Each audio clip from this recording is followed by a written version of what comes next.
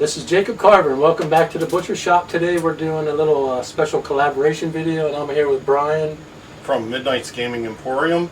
And we're going to talk about the Mortal Kombat Legends Scorpion's Revenge movie, and then we're going to talk a little bit about the Mortal Kombat games.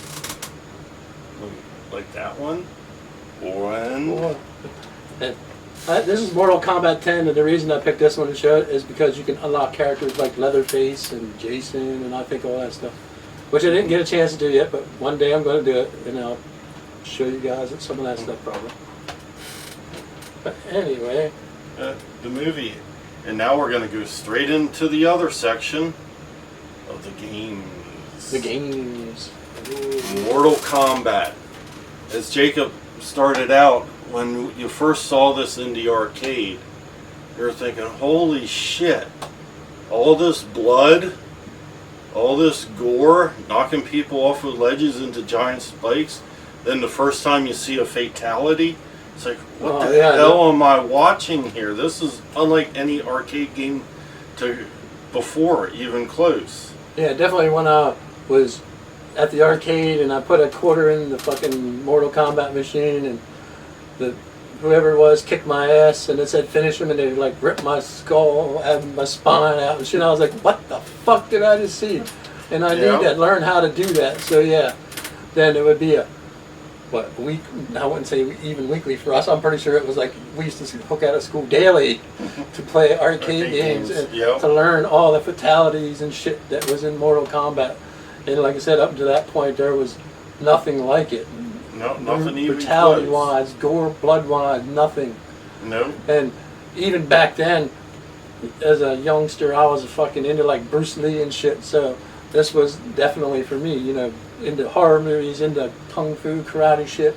And this definitely was a mesh of both worlds combined. So I was like, it fucking just blew me away. I was like, holy fuck, that was cool. Yep. The only thing I'm going to add to it is the first game, while really blew your mind and everything, when you really got down to the actual gameplay itself, it was kind of lame.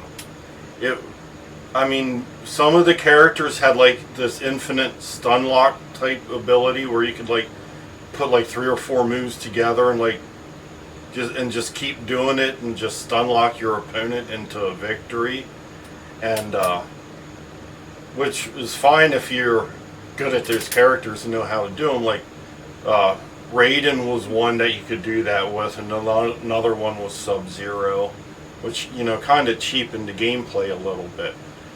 But then one day we went to the arcade and Mortal Kombat 2 came out, and it fixed so many problems the first game had.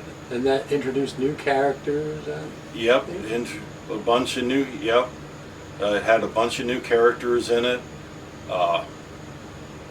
like Kung Lao. Holy shit! When you say Night Wolf or whatever. Night Wolf was the third one. Baraka, Katana, and Melina. And it took place in Outworld, where Shao Kahn existed. You could play as Sung Soon and actually change form into all the different players. And it also introduced the friendships. Instead of killing your opponent, you could do a friendship with them. Yeah, I believe the babalities were in this one as well. I'm pretty sure the babalities were in that one. So then you had the fatalities and the babalities and the friendships. And this here also helped go along with the movie. Basically the first 2 Mortal Kombat games, with some of the other ones thrown in as well. One of the things when Mortal Kombat 2 came out is, I remember when we went to the arcade the first time, it was me, Jacob, and his brother. We were out there, and it was a crowd of people. I think we got to play it once or twice. But this one guy that was there the whole time, he was talking to other people, and he came up and said to me, he goes, "Hey, did you hear the big rumor about Sub-Zero?" he turns into a polar bear. And I was like, okay, that's neat. Where did you learn this? I just read it off of the internet, because this is like the beginning of when the internet really came in with AOL and stuff like that. It was like the beginning of the internet. And I was like, oh, okay. And I got a chuckle out of it. Now, later on in the Mortal Kombat series, he actually did do a thing where Sub-Zero would turn into a polar bear. Because he actually took that joke of a rumor that somebody started, whoever started it on the internet. It was just freaking hilarious. And who knows, maybe it was that guy at the arcade that started it. Maybe, I just don't know, but yeah, the hours spent at the arcade playing the games. And then when they came to the home consoles, the big thing was Mortal Kombat for the Genesis had the blood in it, had the fatalities in it. Well, all that stuff was changed for the Super Nintendo version.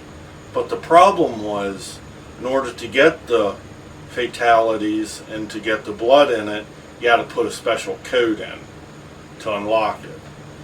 Then when Mortal Kombat 2 came out, you didn't have that because you had the MA-17 rating on it. So you didn't have all that other stuff in it. You could just go straight into the blood and the gore and the killing people. And in the first game, yeah, the Sub-Zero fatality was my favorite. The second game, my favorite fatality was Liu Kang, because he cut you in half with his hat. Oh yeah, that was cool. Yeah, I remember that one. That was like I think that was like the first fatality in the second game I actually learned how to do. Liu Kang, or yeah, Kung Lao, I mean. Liu Kang was just...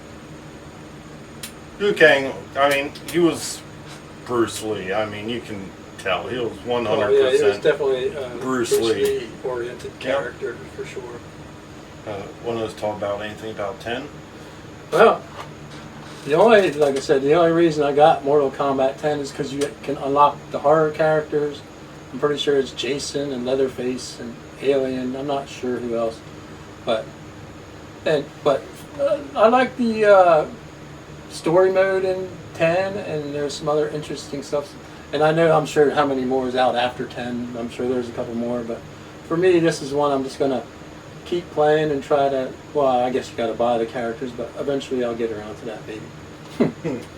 But check it out if you haven't. Yep, and that's when they started the X-rays and stuff like that in the game. Since you played the older stuff more than what I have, like, did you find, like, does the X-rays, like, interfere with the gameplay at all? No, not at all, not at all. Because I often wondered if you're fighting and it goes in that little, like, screen thing, if that, like, hurts, like, the flow, if, like, you're in the middle of, like, doing a combo or something like that. Not for me, because I suck at the game anyway. Oh, okay. But I'm sure if you're, like, a better player, it might interfere with the gameplay a little bit, but I'm pretty sure it doesn't really. Okay. So this is Jacob Carver from the Butcher Shop. And Brian's from Midnight the Gaming Emporium. And if you'd like to see more of this, the collaboration with the Butcher Shop and Midnight Gaming Emporium, the movie section will be on his. The gaming section will be on mine. If you want to watch the whole thing, you just... Well, I'll link to his channel on my site. I'll link to Brian's channel. And if you want to see us do more stuff like this, let us know. Yeah, let a comment below on either of our channels. Want to be Bram Stoker's Dracula or Resident Evil or something like that? Anything. We'll watch the movie and then we'll do some game stuff. Do some game stuff with it, yep. So until the next time, let the blood run red. Signing out.